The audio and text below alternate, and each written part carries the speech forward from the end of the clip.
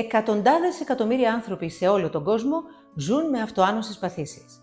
Υπάρχουν περισσότερα από 80 διαφορετικά αυτοάνοσα νοσήματα, με ορισμένα από τα πιο κοινά να είναι η ρευματοειδής αρθρίτιδα, ο λύκος, η ψωρίαση, η σκλήρυνση κατά πλάκας, η κοιλιοκάκη, η νόσος του Κρόν, η ελκώδης κολίτιδα και το χασιμότο. Οι ασθενείς ρωτάνε τους γιατρούς τους γιατί έπαθαν αυτή την αυτοάνωση ασθένεια και τις περισσότερες φορές δεν παίρνουν απάντηση.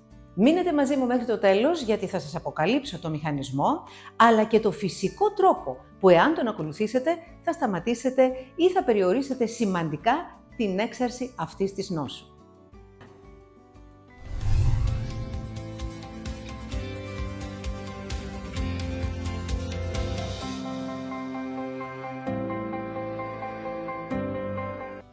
Φίλες και φίλοι, γεια σας και καλώς ήλθατε και πάλι στο κανάλι μου.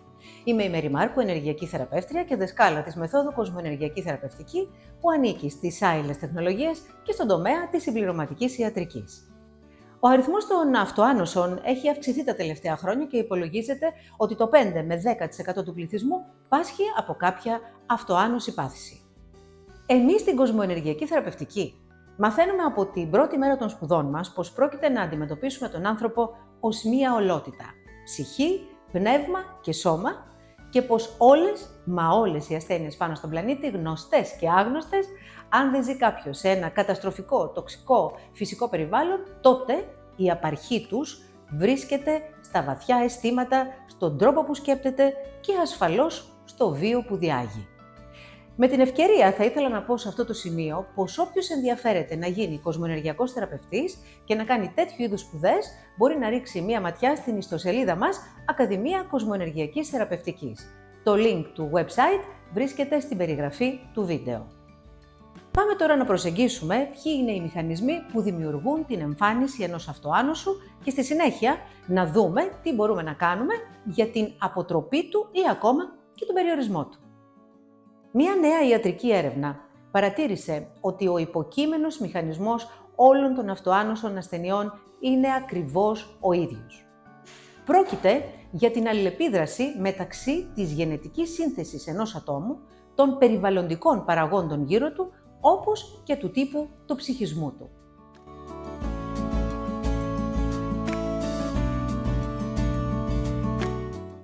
Ως ενεργειακή θεραπεύτρια, λοιπόν, μπορώ να σας βεβαιώσω πως καταρχάς το γεγονός ότι έχουμε διαφορετικών τύπων αυτοάνωσων νοσημάτων, αλλά ακόμη και διαφορετικής εξέλιξης των ίδιων των νοσημάτων από άνθρωπο σε άνθρωπο, αυτό οφείλεται στα βαθιά αρνητικά συναισθήματα και τραύματα του καθενός. Κάθε συναίσθημα προκαλεί στον οργανισμό και μία χημική αντίδραση. Πολύ χοντρικά θα σας πω πως αν ένα συναίσθημα είναι ευχάριστο, τότε και όλη η χημεία του οργανισμού θα λειτουργήσει με έναν ευεργετικό τρόπο. Αν όμως ένα συναίσθημα είναι δυσάρεστο, θα συμβεί ακριβώς το αντίθετο. Τώρα, από τη στιγμή που ο άνθρωπος παραμείνει για πάρα πολύ καιρό σε αυτή την κατάσταση, στην ουσία οδηγεί τον εαυτό του σε μια εσωτερική σύγκρουση, η οποία μπορεί να εμφανίσει ένα αυτοάνωσο νόσημα. Κάθε συναίσθημα, ανάλογα της ποιότητάς του, εμφανίζει και μια διαφορετική χημική αντίδραση στον οργανισμό, και γι' αυτό και τα τόσο διαφορετικά αυτοάνοσα νοσήματα, αλλά ακόμη και η εμφάνιση και νέων νοσημάτων που χαρακτηρίζονται και αυτά ως αυτοάνοσα.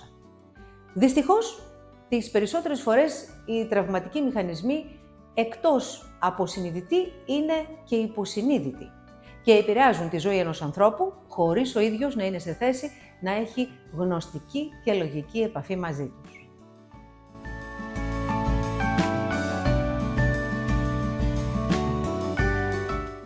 Η δεύτερη αιτία που πυροδοτεί ή προκαλεί τα αυτοάνοσα είναι οι περιβαλλοντικοί παράγοντες.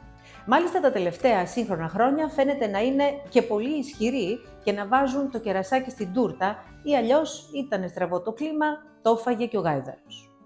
Οι διάφορες χημικές ουσίες και τοξίνες που υπάρχουν στις ζωές μας, είτε είναι εντομοκτώνα, είτε φυτοφάρμακα, είτε διαφορετικά είδη χημικών ουσιών, χρωστικών ουσιών, βελτιωτικών γεύσης που υπάρχουν στα τρόφιμα, η ρήπη στον αέρα που αναπνέουμε, τα βαρέα μέταλλα που υπάρχουν στην καλλιτική περιποίηση όλων μας, αλλά και σχεδόν όλα τα καθημερινά προϊόντα που χρησιμοποιούμε.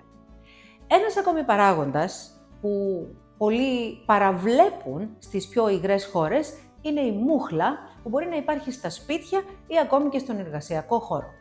Αυτές οι τοξίνες είναι η πρώτη φυσική αιτία όλων των αυτοάνωσων ασθενειών.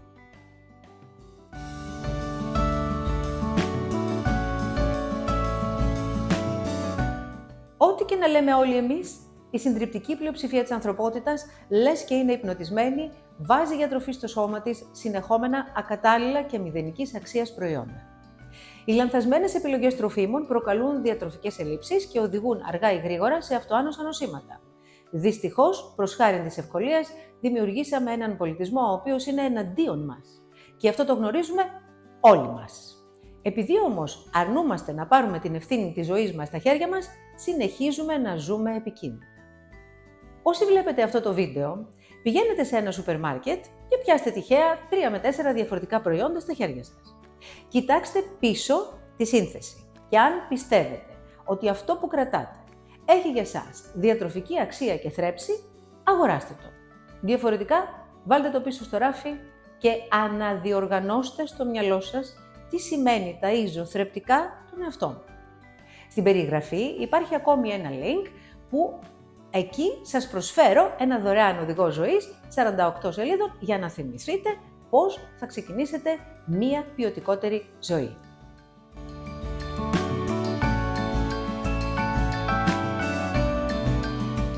Ο επόμενος λόγος είναι οι χρόνιες λοιμώξεις.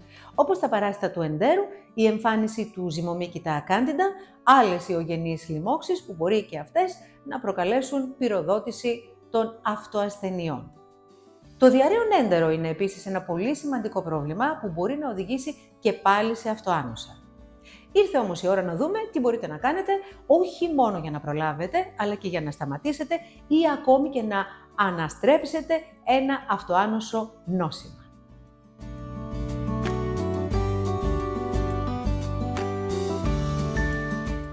Οι Άγγλοι λένε first things first. Κατά συνέπεια, βλέποντας αυτό το βίντεο, τώρα γνωρίζετε πως η απαρχή του προβλήματός σας είναι ψυχοσυναισθηματική. Απευθυνθείτε άμεσα σε έναν ενεργειακό θεραπευτή, ώστε να μπορέσετε να πλησιάσετε, να γνωρίσετε ή ακόμη και να αλλάξετε την αρχική ψυχική αιτία ή με άλλα λόγια, τον αρχικό σας βαθύ τραυματισμό. Φροντίστε να έχει μεγάλη γνώση και εμπειρία και καλή φήμη, γιατί η αλήθεια είναι ότι κυκλοφορεί πολλή προχειρότητα, για να το θέσω ευγενικά, στους κόλπους των συναδέλφων μου, wannabe εναλλακτικών και ενεργειακών θεραπευτών. Το άλλο που μπορείτε να κάνετε είναι να επισκεφθείτε για τον ίδιο σκοπό έναν εξαιρετικό ψυχοθεραπευτή με επίσης μακρόχρονη εμπειρία και φήμη, ώστε να μπορέσετε να αποκτήσετε το γνώθις αυτόν. Παράλληλα, αλλάξτε ριζικά τον τρόπο που διατρέφεστε. Να είστε σίγουροι πως το αυτοάνωσό σας οφείλεται και στη διατροφή σας, η οποία από ό,τι φαίνεται είναι παντελώς ακατάλληλη και βοηθά στη δημιουργία συνεχών φλεγμονών στο σώμα σας. Υποστηρίξτε το ανοσοποιητικό σας σύστημα, ώστε να αρχίσει να λειτουργεί ξανά και μειώστε τη φλεγμονή με τρόφιμα που είναι πλούσια σε πολυφενόλες.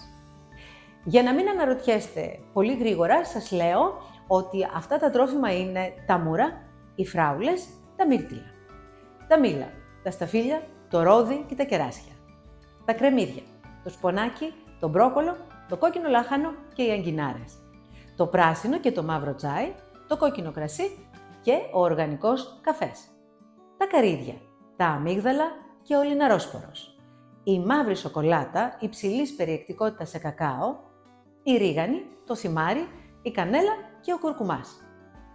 Το επόμενο πράγμα που πρέπει να καταναλώνετε είναι καλής ποιότητας πρωτεΐνες. Κάθε κύτταρο στο σώμα σας χρειάζεται αμινοξέα καλής ποιότητας για να λειτουργήσει. Αυτή η καλής ποιότητας πρωτεΐνη μπορεί να προέρχεται από το οργανικό κοτόπουλο, επίσης το οργανικό κόκκινο κρέας ή τα ψάρια ανοιχτής θάλασσας. Εάν είστε vegan ή χορτοφάγοι, τότε μπορείτε να φάτε, όπως μάλλον το συνηθίζετε κιόλας, τα φασόλια, τις φακές, γενικότερα τα όσπρια, τους ξηρούς καρπούς και τους σπόρους όπως τα αμύγδαλα, τα καρύδια, τους σπόρους της κολοκύθας και τους σπόρους τσία.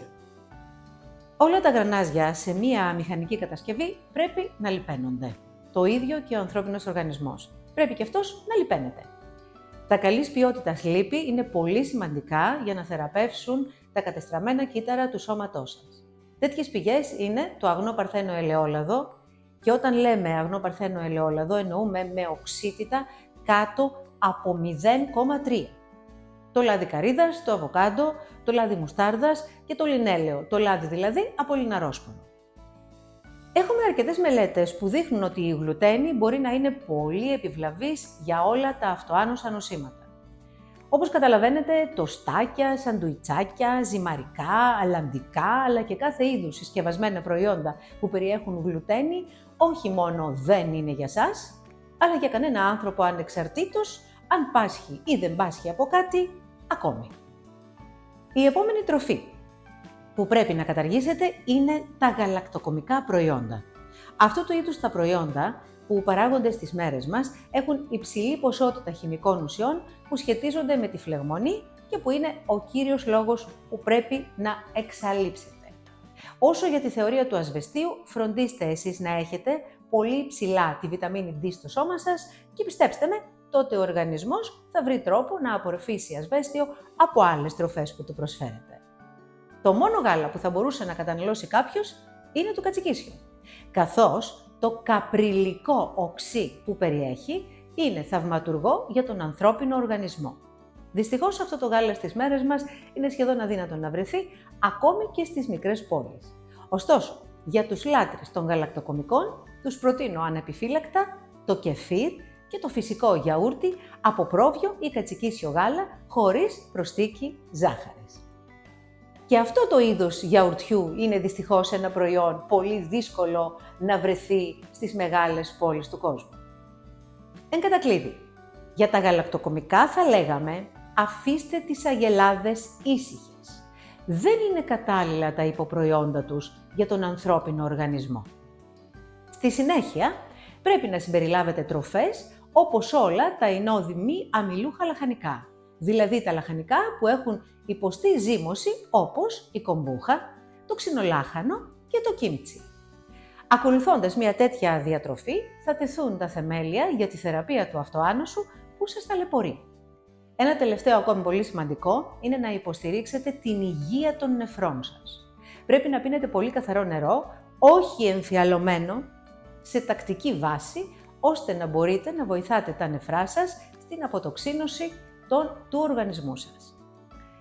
Πρέπει να κάνετε από την άλλη πάλι και μία τακτική άσκηση, ώστε να υδρώνετε και να αποβάλλετε τις τοξίνες που έχουν συσσωρευτεί στο σώμα σας. Αλλά και διαμέσου της κίνησης, επίσης να ξέρετε ότι βοηθάτε τα επινεφρίδια σας να απελευθερώσουν λιγότερη κορτιζόλη και να είστε σίγουροι πως με αυτόν τον τρόπο και με ένα μηχανισμό τελείως παράξενο αλλά και περίπλοκο, βοηθάτε και στη θεραπεία οποιασδήποτε τραυματικής κατάστασης που μπορεί να σας απασχολεί.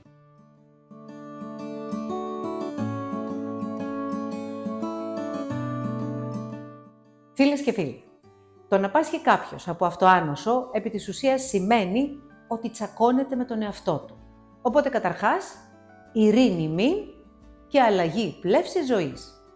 Όπως πάντα, μείνετε συντονισμένοι στο κανάλι μας, γιατί αγαπώ και σέβομαι πολύ το δώρο της ανθρώπινης ζωής, γι' αυτό ερευνώ και διαδίδω με ευχαρίστηση κάθε πληροφορία που έχει αξία για τον συνάνθρωπό μας. Ακολουθήστε μας στα social media και βοηθήστε την παρέα μας εδώ να μεγαλώσει ακόμη περισσότερο, κάνοντας εγγραφή, like και μοιραστείτε το βίντεο με τους φίλους σας. Αφήστε το σχόλιο σας, απαντώ προσωπικά, γιατί έτσι νιώθω πως έχω επαφή μαζί σας. Φυσικά, όπως πάντα, να προσέχετε τον εαυτό σας και να σκέφτεστε έξω από το κουτί, γιατί βοηθάει στην υγεία, αλλά και την αυθονία.